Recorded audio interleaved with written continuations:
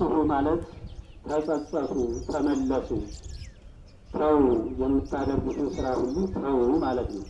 ስለዚህ ከምን እንደምንመለስ የምንጸጸተውስ እንዴት እንደሆነ የምንመለሰውስ እንዴት እንደሆነ ትምህርታችን በአጭር ደቂቃ 10 ደቂቃ አይተን ትምህርታችንን እንጨርሳለን። ስለዚህ የቃሉ ባለቤት አምላካችን ስሙ የተመሰገነ ይሁን። አሜን። ዮሐንስ ከጌታ በፊት መንፈቅ የሚቀድም ጌታን ለማጥመቅ ያበቃው ይህን የንስሐ ጥምቀት ሲሰጥ ደርሶ አይደለም የሰጠው። ጌታችን ኢየሱስ ክርስቶስ በበረሃ ባለበት ይህን የንስሐ ቃል እንዲሰብክ ተገዶ ለእናትና ለአባቱ አንድ ሆኖ የተሰጠ ሐዋርያ፣ ነቢይ፣ ጻድቅ፣ ሰማዕት ይባላል። ከደጋግ ሰዎች ከኤልሳቤጥና ከካህኑ ዘካርያስ የተወለደ ነው።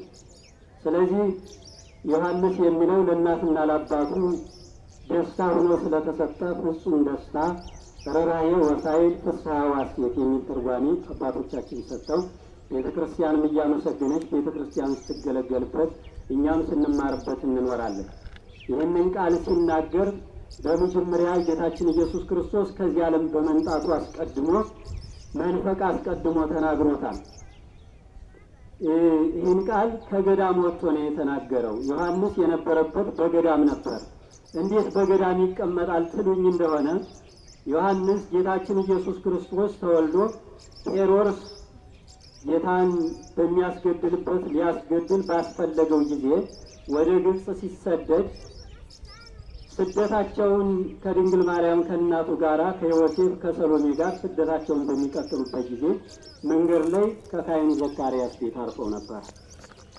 ከካህኑ ዘካርያስ ቤት አርፈው ነገረ ሰሪዎች ወይም ለሄሮድስ ለዘመኑ መንግስት የሚያደሩትን ሰዎች የምታስፈልገው ሕፃን እናቱና ዘመዶቹ ከሊቀ ካህናቱ ከዘካርያስ ቤት አድረዋል። የእሱም ነቢይ የሚሆን ገና በእናቱ ማኅፀን ሳለ የአባቱን አንደበት የዘጋ ሲወለድ ደግሞ የአባቱን አንደበት የከፈተ ነቢየ ልዑል ትሰማይ ተብሎ የተነገረለት የእግዚአብሔርን መንገድ ትጠርጋለህ ተብሎ የተነገረለት ትንቢት የተነገረለት በሱ ቤት ሕፃን አለ። ነገረ ሰሪዎች ናቸው። በዚህ ምክንያት ለምን እንግዳ ተቀበልክ ተብሎ ዘካርያስ አባቱ በሰይፍ ተቀጥቶ ሞቷል። እናቱ ኤልሳቤጥ ወደ በረሃ ይዘው ተሰዳለች። በበረሃ ተሰዶ በበረሃ ትተው እናቱ ጥላው ሞተች። በዚያ ቦታ ላይ ጌታችን ኢየሱስ ክርስቶስ እናቱ እንደሞተች በዚያው በበረሃ እመቤታችን እናስከትለው ስትል የእሱ መኖሪያው ይሄ ነው ተብሎ የግመል ጠጉር ልብሱን ለብሶ ምግቡንም ከዛፎች የሚገኙት እየተመገበ በበረሃ ይኖር ነበር። ከገዳም ወጥቶ የጌታን የመጀመሪያውን ስብከት የአዲስ ኪዳን ስብከት ወይም የንስሐ ትምህርት በመጀመሪያ የጀመረ መጥምቀ መለኮት ቅዱስ ዮሐንስ ነው። ስለዚህ ነስሑ የሚለውን ቅዱስ ዮሐንስ ተናግሮታል። ከዚያም በፊት በአባቶቻችን ንስሐ ከዘመነ ከሕገ ልቦና አንስቶ እስከ ሕገ ኦሪት ከሕገ ኦሪትም ጀምሮ እስከ ሕገ ወንጌል ድረስ እየተነገረ እስከ ዕለተ ምጽአት ድረስ ይኖራል። ጌታችን ኢየሱስ ክርስቶስ በመጀመሪያ ጊዜ ነስሑ የሚለውን ነግሯቸዋል ለነቢያት። በነቢያት ቃል ጌታችን ነቢያትን ቃል አድርጎ እየተናገረ ነበረ፣ ይናገር ነበር። በጌታችን ቃል አንደበት ነቢያት ኢየሱስ ክርስቶስ እያመለከታቸው ገና እንደሚወለድ ኢየሱስ ክርስቶስ ተብሎ ስም እንደሚወጣለት እግዚአብሔር ያመለክታቸው ነበር። መጀመሪያ ለአዳም ነገረው የንስሐን ትምህርት ለአዳም ሲነግረው በብሉይ ኪዳንና በዘመነ ኦሪት ለነበሩት የተስፋ በር ሆና ወይም የተስፋ ስንቅ ሆና ትነገር ነበር። ለእኛ ደግሞ የመንግሥተ ሰማያት በር ሆና ተሰጥታናለች ንስሐ። ስለዚህ የንስሐ ትርጉሟ ብዙ ነው። ነስሑ ያለበት ምክንያቱ ከገዳም ወጥቶ የመጣበትም ምክንያት አለው። ጌታችን ኢየሱስ ክርስቶስ ለዮሐንስ ከገዳም አንስቶ አስተምር ብሎ ወደ ገዳም ያስወጣው ቅድሚያ ላይ በነቢዩ በኢሳይያስ ላይ ሁሉ ከገዳም ወጥቶ የሚያስተምር ቃለ ዓዋዲ የሚባል ዮሐንስ ነበረ። እስመ ዝንቱ ውእቱ ዘተቤለ በኢሳይያስ ነቢይ እንዘ ይብል ቃለ ዓዋዲ ዘይሰብክ በገዳም። ዮሐንስ የሚባል ቃለ ዓዋዲ የጌታን ቃል የያዘ አዋጅ ነጋሪ የንስሐን ትምህርት የሚያስተምር ከገዳም ወጥቶ ኮረብታውን ሁሉ እያደላደለ የሰዎችን ልቦና የሚያደላድልበት ቃሉን ይናገራል እያለ ነቢዩ ኢሳይያስ ምዕራፍ 50 ላይ ተራ ቁጥር 13 ላይ በትንቢቱ ተናግሮታል። ቅድመ ዓለም የተነገረለት ነው። ቀደም ሲል ነቢያት የተናገሩለት ዮሐንስ ነው። ስለዚህ ገዳም የተባለው ምንድን ነው ቢባል ገዳም የተባለው የአይሁድ ልቦና ነው። ጌታችን ኢየሱስ ክርስቶስ ተወልዶ ከዚህ ዓለም አሳደውት ስለነበረ ከገዳም ወጥቶ አስተማረ። ይህንን በመጀመሪያ ጊዜ ሲያስተምራቸው ምን አይነት ትምህርት ነው እያሉ አይሁድ ዮሐንስን ለመጣላት ይነሱ ነበረ። ይህን ግን ዮሐንስ ወደ ኋላ አላለም። ከገዳም ወጥቶ ነው ያስተማረው። ከአይሁድ ልቦና የነበረውን ትምህርት የነበራቸውን ክፋት እንደ ገዳም በገዳም ምንም አይገኝም ባዶ ዱር ነው ይላል። በገዳም ባዶ ዱር እንደሆነ እስከሆነ ድረስ በአይሁድ ልቦናም የነበረው ምንም መልካም ነገር የላቸውም ነበረ። መልካም ነገር በልቦናቸው የለም ነበር። ከገዳም ወጥቶ ያስተማረውም ስለዚህ ነው። እሱ ከየት አግኝቶት ነበር ቢባል ቀድሞ በነቢያት ቃል ይሰማው ነበረ። ቀድሞ በነቢያት ያስተማሩትን ቃል ሰምቶት ነበረ። ይህ ንስሐ ለአዳም የተነገረለት አጥቶ ስለነበረ መመለስ፣ መጸጸት ወይም መተው የሚለውን አባታችን የፍጥረት ሁሉ ቀዳሚው የሆነው አዳም መነሻችንም መድረሻችንም እሱ እስከሆነ ድረስ የነበረውን አጥቶ ስለነበር ቅዱስ እግዚአብሔር የነበረውን ሲያጣ ብርሃን የነበረውን ልብሱን ሲገፈፍ ራቁቱን ሆኖ የነበረውን አጣ። ጌታችን ኢየሱስ ክርስቶስ የሰጠውን አጣ። ሲያጣ በቅጠል ውስጥ ተደበቀ፣ አፍረት ከበለው። ልብስ ሳይለብሱ ለነሱ ሰማያዊ ልብስ የለበስን መስሏቸው ከሔዋን ጋር ሲተያዩ አይስተፋፈሩም ነበር፣ በብርሃን ተጋርደው ነበር። አታድርጉ የተባሉትን ግን ካደረጉ በኋላ ሰማያዊ ልብሳቸው ሲገፈፍ የሚተያዩት ሁሉ የአፍረት መተያየት ሆነና ስለዚህ በጉናጉና ቅጠል ወይም በበለስ ስር ተደበቁ። ያኔ ጌታችን ኢየሱስ ክርስቶስ ይህን ቃል ነሰው የሚለውን ይዞላቸው መጣ። ከዚያ ንስሐ ያደርጉት ከነበረው መመለስ የሚለው ከነበሩበት ቦታ የሚሄዱበት ከዚያ ከማይሆን ቦታ ይገሰግሱ ከነበሩት መመለስ ነው። መመለስ ወደዚህ መምጣት ማለት ነው። ወደ ወንጌል መመለስ፣ ወደ አማናዊ ትምህርት መመለስ ማለት ነው። ይህንን ነው የተናገረው ንስሐ የሚለውን ሲናገር አዳም ጌታችን ኢየሱስ ክርስቶስ በሰው ድምፅ እያሰማ አዳም ወዴት አለ የሚል ድምፅ አሰማው። እኔማ አንተን ፈርቼ በዛፍ ስር ተደብቄአለሁ አለ። ከኢየሱስ ክርስቶስ ተደብቆ የሚያመልጣለ የለም። እናንተ ተደብቆ የሚያመልጣለ ልትሉ ትችላላችሁ። ምናልባት ዘመናዊ መደበቂያ ምናምን ካለ ሰዎቹ በየቤታችን ተደብቀን ያመለጥን ይመስላቸዋል። በከተማችን እንደውም መደበቂያ ተብሎ እንደውም ጭንቅ ያለ ነገር ነው። ቤቱ በስንት አይነት ነው። ደግሞ አሁን ደግሞ መንገዱ ታጥሮ መሄጃ ሰው እያጣ ነው። ተዘግቶ ማለት ነው። ስለዚህ ከሞት የሚመለጥ ቢሆን በበር በጣም መልካም ነበር። በሩ አለ መጀመሪያ የተዘጋው። አዛ ደግሞ ድንገተኛ በር የምትሉት አለ። አዛ ደግሞ መንገዱ ደግሞ ሰው እንዳያልፍ እንዲሁ ብሎ ሞት አይመለጥም። አዳም አመልጣለሁ ብሎ በምንድን ነው የተደበቀ? አታድርግ የተባለውን ካደረገ በኋላ በጉናጉና ቅጠል ስር ወይም በበለስ ስር ተደብቆ ጌታችን ኢየሱስ ክርስቶስ ሲመጣበት የያዘው ፍርሃቱ ያደረገው ድርጊት ቅድሞ ወዴት አለ ሲለው እኔማ ያለው በዚህ ነው አለ። ተደብቆ ከሞት ማምለጥ አይቻልም። በል ተነስና ለምን ይሄን አደረግክ አለው። የሰጠኝ ትርዳህ ብለህ የሰጠኝ ሔዋን አሳተችኝ። እሷም ስትጠየቅ በተደጋጋሚ እባብ አሳተችኝ አለ። ለሰው ልጅ ራሱ ነው ስህተት ምክንያትን የሚያመጣት እንጂ አንዱ ሰው ለአንዱ ስህተት አይሆነውም። ከዚያ ስህተት መቆጠብ ይቻላል። ምክንያቱ አንድ ጓደኛ ወደ ስርቆት እንድ ቢለው አብሮ ሂዶ እሱ ምክንያት ሆነ ማለት አይቻልም። በእሱ ግር አይደለም የሄደ በራሱ ግር ነው አይሄድ። የተሰጠው ልቦና ራሱ አዋቂና መርማሪ ወይም ልባዊ ልቦና ተሰጥቶታል። ይህንን አዋቂነቱን እንደተሰጠው በዚያ መጠቀም ነበረበት። ስለዚህ ምክንያቱም መደርደር አላዋጣውም። ጌታችን ኢየሱስ ክርስቶስ በደብረ ቅዱሳን አስቀምጦ ከዚያ ድርጊቱ በንስሐ እንዲመለስ አድርጎ ጸሎቱን እንዲሰማው ከዚያ ሁሉ ተመልሶ ልጆችን ሰጥቶ የአዳም ዘር ተብሎ ከልጅ ልጁ ተወልዶ አድኖታል። መመለስ የሚለው ይሄ ነው። መጸጸት የሚለውም ተመሳሳይ ነው። መጸጸት፣ መመለስ፣ መተው የሚለው ተመሳሳይ ነው። ይህንን ንስሐ ከአዳም አንስቶ እስከ ሙሴ ከሙሴ አንስቶ እስከነ መልከጼዴቅ እስካሁኑ ድረስ ባሉት ሊቃውንት ሲነገር ነበር። ለእኛ ግን አዲሳችን ወይ ምናልባት በጆሮአችን እየሰማው ከልቦናችን ውስጥ የለም። በጆሮአችን ሁሉ እንሰማዋለን ንስሐ ግቡ የሚለውን። ብዙ አባቶችም ንስሐ ግቡ ይላሉ። ቤተ ክርስቲያንም ይህን አዋጅ ሁልጊዜ ለሰው ልጅ እንባዋን እያንጠበጠበች ጩኸቷን ያቋረጠችበት ዘመን የለም። ቤተ ክርስቲያን ስለ ንስሐ ማታ ላይ ስትመጡ በሰዓታቱ አባቶቻችን 24 ሰዓት ቁመው የሚሰብኩትን ስለ ንስሐ ነው። በሚያሳዝን ዜማና ልብን በሚመስጥ ዜማ እናታችን ቅድስት ቤተ ክርስቲያን ስለ ንስሐ ትሰብካለች። ያንን ነው ንስሐ ግቡ ያለ። ዋናው አተኩሮታችን ከንስሐ ላይ ነው። ንስሐን ከገባን መንግሥተ ሰማያትን ስለማናጣት ነው። ከልቦናችን ያለውን ውስጥ እርታችን ከከላን ኃጢአታችን ካስወገርን መንግሥተ ሰማያት የማን ትሆናለች? በንስሐ በር ላይ ነው የምትሄደው። ለእኛ በር ሆና ተሰጥታለች። ለእነሱ ደግሞ ቀድሞ ለነበሩት ተስፋ ሆና ነው የተሰጠች።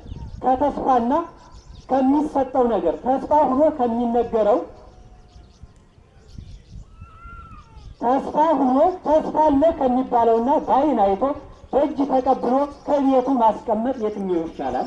በእጅ ተቀብሎ በልቦናው ይዞ የራሷን ንጹሕቱን መያዝ ነው የሚሻለው። ስለዚህ ያንን ነበር ዮሐንስ ሲሰብከው የነበረ። ጌታችን ኢየሱስ ክርስቶስ ይመጣልና እያለ አስቀድሞ ዲያቆናቱ ይህንን መናገሩ ዮሐንስ አማናዊ ንስሐን በመጀመሪያ ሰበከና ጌታችን ኢየሱስ ክርስቶስ እንደ ካህናቱ ዮሐንስ እንደ ሊቀ ዲያቆኑ ሆኖ ነው የተናገረ ብለው አባቶቻችን ይህንን ተናግረውታል። መንገዱ ሁሉ ይጠረግ ነው ያለ።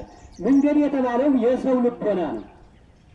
መንገድ ንጉሥ ሲመጣ ጎርጓዳው ሁሉ ሞልቶ ኮረብታው ዝቅ ብሎ ሰረገላ ፈረስ መኪና እንደሚያስገባ ሁሉ ልቦናችሁን አስተካክላችሁ ኢየሱስ ክርስቶስ ፀሐየ ጽድቅ ሲመጣ እናንተ የተስተካከላችሁ ናችሁ በቀኝ እንድትቆሙ ብሎ ነው የሚሰበከልን። ስለዚህ ከዚያ ሁሉ መመለስ ማለት ነው። መጸጸት ከነበረው ስራ ይህማ የተስተካከለ ነገር አይደለም ብሎ ከዚያ መመለስ ማለት ነው። መንገዱ ይስተካከል፣ እሾሁ ይነቀል። በልባችን ያለው ቂም በቀል ሁሉ፣ በልባችን ያለው ክፋት ሁሉ ይነቀላል። ይህ ንስሐ ከአባቶቻችን ሲነገር የመጣው ንስሐ ከእኛ ደርሶ አባቶቻችን እያስተማሩ አልተጠቀምንበትም። ኃጢአት በልቦናችን ስር ሰፍሮ ተቆጣጥሮን ይዞ እንዴት ሊያሰራን ይችላል? ከታላቅ ዛፍ ስር ወይም ከወርካ ስር ያለ ሳር ወይም እህል በዛፍ ስር ቢዘሩት አይበቅልም ወይም አያፈራም። እህሉ ከሆነ አያፈራም፣ የሚያፈራ የለም። ምክንያቱም በላይ ያለው ጠፈጠፍ እየሆነ ካልተስተካከለ ሞቱን ከሆነ ከዛፉ ስር ከወርካው ስር ሌላ እህል ቢዘሩበት ወይም ስንዴ፣ ጤፍ ቢዘራበት በቆሎ አይበቅልም፣ ቅጠል ብቻ ሆኖ ነው የሚቀር። ማታ ላይ ስትመጡ በሰዓታቱ አባቶቻችን 24 ሰዓት ቁመው የሚሰብኩትን ስለ ንስሐ ነው። በሚያሳዝን ዜማና ልብን በሚመስጥ ዜማ እናታችን ቅድስት ቤተ ክርስቲያን ስለ ንስሐ ትሰብካለች። ያንን ነው ንስሐ ግቡ ያለ። ዋናው አተኩሮታችን ከንስሐ ላይ ነው። ንስሐን ከገባን መንግሥተ ሰማያትን ስለማናጣት ነው። ኃጢአታችን ካስወገርን መንግሥተ ሰማያት የማን ትሆናለች? በንስሐ በር ላይ ነው የምትሄደው። ለእኛ በር ሆና ተሰጥታለች። ለእነሱ ደግሞ ቀድሞ ለነበሩት ተስፋ ሆና ነው የተሰጠች። ከተስፋና ከሚሰጠው ነገር ተስፋ ሆኖ ከሚነገረው ተስፋ አለ ከሚባለውና በዓይን አይቶ በእጅ ተቀብሎ ከቤቱ ማስቀመጥ የትኛው ይሻላል? በእጅ ተቀብሎ በልቦናው ይዞ የራሷን ንጹሕቱን መያዝ ነው የሚሻለው። ስለዚህ ያንን ነበር ዮሐንስ ሲሰብከው የነበረ። ጌታችን ኢየሱስ ክርስቶስ ይመጣልና እያለ አስቀድሞ ዲያቆናቱ ይህንን መናገሩ ዮሐንስ አማናዊ ንስሐን በመጀመሪያ ሰበከና ጌታችን ኢየሱስ ክርስቶስ እንደ ካህናቱ ዮሐንስ እንደ ሊቀ ዲያቆኑ ሆኖ ነው የተናገረ ብለው አባቶቻችን ይህንን ተናግረውታል። መንገዱ ሁሉ ይጠረግ ነው ያለ።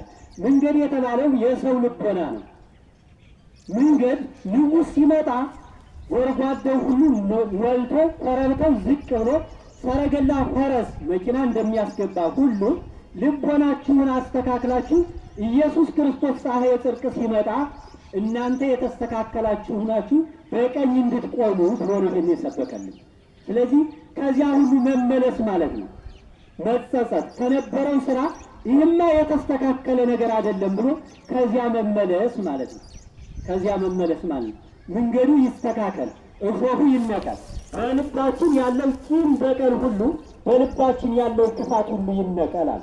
ይህ ንስሐ ከአባቶቻችን ሲነገር የመጣው ንስሐ ከእኛ ደርሶ አባቶቻችን እያስተማሩ አልተጠቀምንበትም።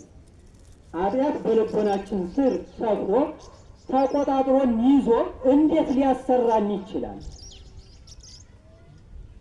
ከታላቅ ዛፍ ስር ወይም ከወርካ ስር ያለ ሳር ወይም እህል በዛፍ ስር ቢዘሩት አይበቅልም ወይም አያፈራም። እህሉ ከሆነ አያፈራም፣ የሚያፈራ የለም።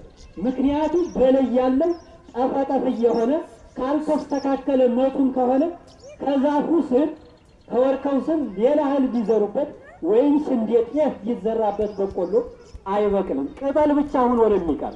ስለዚህ ኃጢአትን ደግሞ በንስሐ ካላስወገዱ ኃጢአት እንደ ወርካ ገኖ ነፍስን ሊያስጠራትና መልካሙን ፍሬ ልታፈራ አትችልም። መልካሙን ፍሬ ማፍራት የሚቻለው ያ ወርካ ከተወገደ እኩል ከሆነ ያኛው እስኪያቆጠቁት ድረስ አብሮ መከሩም ስንዴውም ያፈራል። ይህንን ግን አብረን በስር ከሆነ ማፍራት የማይቻልም ጥቅም የማይሰጥም ውል አልባ ሆኖ ነው የሚቀረው። ኃጢአት በበላያችን ላይ ከሆነ ነፍሳችን ትጠፋለች። የስጋችን መልካምነት የስጋችን መወፈር መደንደን ለነፍሳችን ማቅጠን እንጂ ለነፍሳችን ማጥፋት ፍሬ አልባ ማድረግ እንጂ ለነፍሳችን ጥቅም የለውም። ከዚህ መረዳት እንችላለን። መልካሙን ፍሬ ካፈራን እንደ ወርካው ተቆርጦ እኩል ሆኖ መልካሙን ፍሬ ካፈራ ኃጢአታችን አስወግደን በመልካምነት የምንር ከሆነ ንስሐ ገብተን ያለውን ሁሉ ነገር አስወግደን መልካሙን ፍሬ የምናፈራ ከሆነ ለመንግስተ ሰማያት በር እናበቃለን። ስለዚህ ነው መንግስተ ሰማያት እንድትገቡ ንስሐ ግቡ ወይም ቀርባለችና በፀሐይ ማለዳ ላይ ዮሐንስ እንደ አጥቢያ ኮከብ የሚያበራ የማለዳይቱ የፀሐይ ብርሃን ነው። የፀሐይ ብርሃንን አሳየ። የፀሐይ ብርሃን ገና ፀሐይ ሳትወጣ ደም እንደመሰለች እግሮቿን ስትዘረጋ በአድማስ ላይ እንዳለች በመስኮቷ ገና ሳትወጣ ዓለሙን ብርሃን ታረገዋለች። ያንኛው ፀሐይ የጽድቅ ኢየሱስ ክርስቶስ ሲመጣ ደግሞ ፀሐዩ ሲመጣ ዓለምን ሁሉ እስከ ሙቀቱ ድረስ ውርጭ የያዘውን ሁሉ አፍታቶ ንጹህ ያደርገዋል። ስለዚህ ዮሐንስ እንደ ጎህና እንደ አጥቢያ ኮከብ የሚመሰልበት አማናዊ ጌታችን ኢየሱስ ክርስቶስ የመምጣቱን ከሰማየ ሰማያት ወርዶ ከድንግል ማርያም ተወልዶ 30 ዓመት በዚህ ምድር ተመላልሶ ያስተማረውን ትምህርት ገና ምክንያት ሆኖ መንፈቅ የሚቀድም ከእናቱ ከደጋጎች የተወለደው በበረሃ የኖረው ብቸኛው ነቢይ ተብሎ ከነቢያት ጋር ከወሪትና ከነቢያት መካከል የተነሳ ለወንጌልም ምክንያት ለነቢያትም ምክንያት የሆነ ድንግልም የሆነ በበረሃ መንኖ የቆየ ካህንም የሆነ የካህንነት ሥራ አጥማቂ መጥምቀ መለኮት የተባለ ሐዋርያትም የሆነ የንስሐን ትምህርት ያስተማረ ስለዚህ የጎህ ብርሃን ነው ተብሎ የጎህ ብርሃን ዮሐንስ እኛን ደግሞ የጎህ ብርሃን የሆነችውን ንስሐ ያስተምርልናል። ንስሐ ማለት እናት ማለት ናት። ቅድስት ቤተ ክርስቲያንንም እናት ይላታል፣ ንስሐንም እናት ይላታል፣ ጥምቀትንም እናት ይላታል፣ ድንግል ማርያምን አማናዊ እናት የሰው ልጅ እናት ይላታል። ስለዚህ ንስሐን እናት ይላታል። እናት ለልጆቿ እንደማጨክን ሁሉ ቅድስት ቤተ ክርስቲያን ሁሉን ለልጆቿ ንስሐ እናት ንስሐን ሰጥታ ወደ ቅድስት ቤተ ክርስቲያን ወደ መንግሥተ ሰማያት ታቀርባለች ይላል። እናት ልጇ ሲታመምና ወገቧ እየተቅመደመደ አሳድጋ በስንት ጨንቅ ልጇ ሲታመምባት እርሷ ቢያማት እንደምትወደው ሁሉ ቅድስት ቤተ ክርስቲያንም ይህን ሁሉ የሰው ልጅ የሚሰራውን በሕመም ምክንያት ሕመም የተባለውን ኃጢአት ተሸክሞ ሲመጣ ሳትጸየፍ ንስሐን ሰጥታ ወደ ቅድስና ቦታ ታደርሰዋለች ማለት ነው። ያን ሁሉ መልካሙን ነገር እየሰጠች ለልብ ሆነው የሚስማማውን ነገር እናት ለልጇ እየሰጠች ሰማያዊውን ልብስ መልካሙን ልብስ እያለበሰች ለሙሽርነት እንደምታደርሰው ሁሉ ቅድስት ንስሐ ዮሐንስ የሰበካት ነስሑ ብሎ ያስተማራት ይቺ ቅድስት የሆነችው ንስሐ ቀድሞ አባቶቻችን ከሲኦል ወደ ገነት ያስገባች ከክፉ ነገር የመለሰች እነ አዳም እነ ሙሴ ከባህርነት ከፈርዖን ግዛት የወጡባት ባሕረ ኤርትራን ከፍለው የተሻገሩባት ይቺ ንስሐ ያቺ እናት ለሙሽርነት አስውባ ምርጥ አድርጋ አጊጣ እንደምታደርስ ሁሉ ይህ ቅድስት ቤተ ክርስቲያን ሰማያዊ ልብስ ሰጥታ ለሙሽርነት ለመንግሥተ ሰማያት ታደርሳለች። ስለዚህ ንስሐን ከያዝነ መንግሥተ ሰማያት መግባታችን አይቀርም። ስለዚህ ነው ዮሐንስ ነስሑ ያለ። ሁሌ ይነገራል እና ልቦናችን እንዴት ነው? መስማት እንጂ ጆሮ ይሰማል፣ ለልብ አያቀብልም። በአሁኑ ሰዓት እንደ ልምድ እየሆነ ይመስለኛል። ነጭ ለብሶ መንጣት እንጂ ከልቦና ቂምን የሚያስወግድ የለም በዘመናችን። ስለዚህ ከንቱ እንዳይሆን ድካማችን ንስሐ የሚባለውን እንደ እናት ተጠቅመን ወደ ቤቷ መጥተን ወደ ቅድስቲቱ ሰማያዊ ኢየሩሳሌም ወይም ጌታችን ኢየሱስ ክርስቶስ በዕለተ ምጽአት በመጣ ጊዜ ሳይፈረድብን ተፈርዶልን በቀኝ እንድንቆም የምታደርስ እስከሆነች ድረስ ይችን መጠቀም ግዴታ ነው። ስለዚህ ነው ዮሐንስ ይህን የተናገረው። የአጥቢያ ኮከብ ይለዋል። የአጥቢያ ኮከብ ንስሐን እኮ ዶሮም ይሰብከዋል። የጨለመውን ያንን የወሪቱን ዘመን ጨለመውን የነበረውን በኃጢአት ሲመሰል የነበረውን የጨለመውን ዘመን ያሳለፉበት አባቶቻችን በተለያየ ምሳሌ እየተማሩ ነው። ጴጥሮስ ዶሮ እስኪጮህ ድረስ 3 ጊዜ ትክደኛለህ ብሎታል አምላካችን ኢየሱስ ክርስቶስ። ይሄማ አይሆንም በፍጹም ማለት ጌታችን ኢየሱስ ክርስቶስ በዕለተ ዓርብ በተያዘበት ሰዓት እየተከታተለ ሲሄድ ጥያቄ ቀረበለት። አንተ በእውኑ የጌታ ደቀ መዝሙር አይደለህምን? ቃልህም ሁሉ አነጋገርህ ሁሉ ያስታውቃል አለው። አይደለሁም ማለት 3 ጊዜ ካደ። 3 ጊዜ እንደካደ ዶሮ ጮኸ። አንተ ዶሮ እስኪጮህ ድረስ 3 ጊዜ ትክደኛለህ ተብሎ የነበረውን ዶሮ እስኪጮህ ድረስ አለው። ወዲያውኑ ዶሮ ጮኸ። ዶሮ ሲጮህ ያ የዶሮ ጩኸት ምን ሆነው? ለጴጥሮስ ምን ሆነው? ንስሐ አስታወሰ። ጌታችን ኢየሱስ ክርስቶስ ከደቀ መዛሙርቱ ጋር ሆኖ የተናገረውን ነገር አስታወሰና የንስሐ መንገዱን ቀጠለና አለቀሰ። አምሮ አለቀሰ። እንበው አልቆ ደም አልቆ ሰውነቱ ነጩ እስኪፈሰው ድረስ አለቀሰ። ያኔ ጌታችን ኢየሱስ ክርስቶስ ተገለጸለትና ይቅር ብያለሁ አለ። ስለዚህ በዶሮም የንስሐ ስብከት ተሰብኮለታል። በዛፉም የንስሐ ስብከት ተሰብኮ ነበር። በታላቁ ነቢይ በመጥምቀ መለኮት በቅዱስ ዮሐንስ ይቅርና በዛፉ ተሰብኮለት ነበረ። ይሁዳ እንዳለመታደል ሆኖ ጌታውን ሸጠ። የጌታ ደቀ መዝሙር ሆኖ የነበረው ጌታውን ከሸጠ በኋላ ብሩን ለአይሁድ በትኖላቸው ገመዱን ይዞ ወደ ዛፉ ሊንጠለጠል ሄደ። ነስ ከመብሩ ከጴጥሮስ እንደ ወንድምህ እንደ ጴጥሮስ ንስሐ ግባ አለችው። ያኔ ግን እሱ አላስተዋለም። ታንቆ ከመሞት ደረሰ። ወይም ከዛፉ ላይ ወድቆ ቆስሎ እንዳልሆነ ሆኖ ሞተ። ምክንያቱ ያደረገው ድርጊት ጥሩ አይደለምና የምናደርገው ስራ መልካም ካልሆነ አሟሟታችንም አኗኗራችንም መልካም አይሆንም።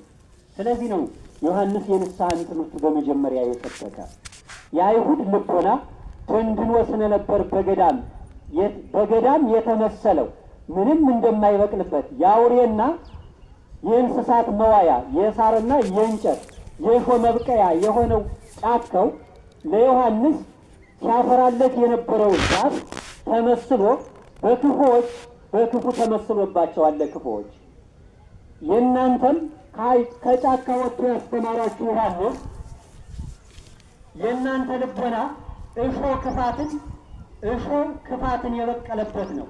ክፋትን የሚያበቅል የኔን ትምህርት የማትሰሙ ስለዚህ ነው ከዚያ አንስቶ ያስተማራቸው።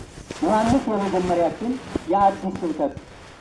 የአዲስ ስብከት ያስተማረን ታላቁ ሐዋርያት፣ ታላቁ ሰማይ፣ ታላቁ ጻድቅ ነው። ብቻውን የኖረ ነው። ድንግል ነው። በበረሃ የኖረ ነው። ነቢይ ነው። በነቢይነቱ ነቢየ ልዑል ትሰመይ ተብሎ የተነገረለት እሱ ነው። ስለዚህ መጥምቀ መለኮትን ሊያጠምቅ የቻለው ንስሐን ትምህርት ሊያስተምር የቻለው ስለዚህ ነው። በዲያቆናትም ተመስሎ መጀመሪያ ዲያቆናት ወንጌሉ ከመባሉ በፊት ይህን ቃል ነው የሚናገሩት። አማናዊ የጌታችን የኢየሱስ ክርስቶስ ወንጌሉ ከመነበቡ በፊት የዮሐንስን ትምህርት አዳምጡ። መጀመሪያ ንስሐ ገብታችሁ ወደ ጌታችን ወደ ኢየሱስ ክርስቶስ ቅረቡ። ያ የብርሃኑን መጀመሪያ ሙቀት የሌለውን ብርሃን እንደሰጣችሁ ዮሐንስ እናንተም ንስሐ ገብታችሁ ሥጋ ወደሙን እንድትቀበሉ ፀሐየ ጽድቅ አማናዊ ኢየሱስ ክርስቶስን ስታገኙ ፀሐየ ጽድቅ ፀሐዩ ሲወጣ የሚሞቀው ሰው ሁሉ የታመመው ፈተት ይላል፣ የረጠበው ይደርቃል። ኢየሱስ ክርስቶስ በንስሐ የመጣውን ሰው በኃጢአት የጎሰቆለውን ወደ መልካምነት ሲመጣ ሥጋ ወደሙን ሰጥቶ ንጹሕ ያደርገዋል። ስለዚህ ከዚያ ድርጊታችሁ ተመለሱ ከክፉ ነው ብሎ ያስተማረን ይህ ሐዋርያ ማለት ነው። ከክፉ ተመልሰን መልካሙን አፍርተን የመንግስተ ሰማያት ወራሽ እንድንሆን ይፍቀድልን። ነፍሱ እስመ ቀርበቲቲ መንግስተ ሰማያት። ወስብሐት ለእግዚአብሔር። ይቆየን።